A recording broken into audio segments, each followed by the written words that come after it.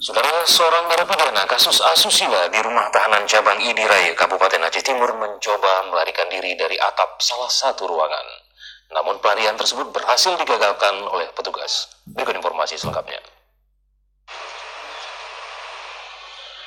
Menurut keterangan Kalapas Cabang ID Raya Kabupaten Aceh Timur melalui Rusdi mengatakan sekira pukul 15:20 satu tahanan kasus asusila AN Muhammad Nur mencoba melarikan diri dari cabang rutan ID dengan cara memanjat tembok di samping kamar 3. Pelaku kemudian naik ke atap dan melewati atap kantin serta berusaha melompat keluar. Namun upaya tersebut berhasil digagalkan berkat kesiapsiagaan petugas jaga yang langsung memblokade area luar. Tahanan yang terdesak bertahan di atas atap kamar 1 menolak untuk turun. Setelah dibujuk, tahanan tersebut berhasil dibawa turun dengan aman.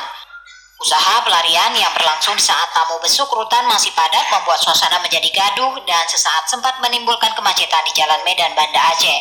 Saat ini situasi telah kembali normal dan telah mampu dikendalikan dan keadaan pun berlangsung seperti biasanya. Kini pelaku terpaksa diamankan oleh petugas dan dimintai keterangan lebih lanjut. Dari Aceh Timur, Said Maulana, TVRI Aceh melaporkan.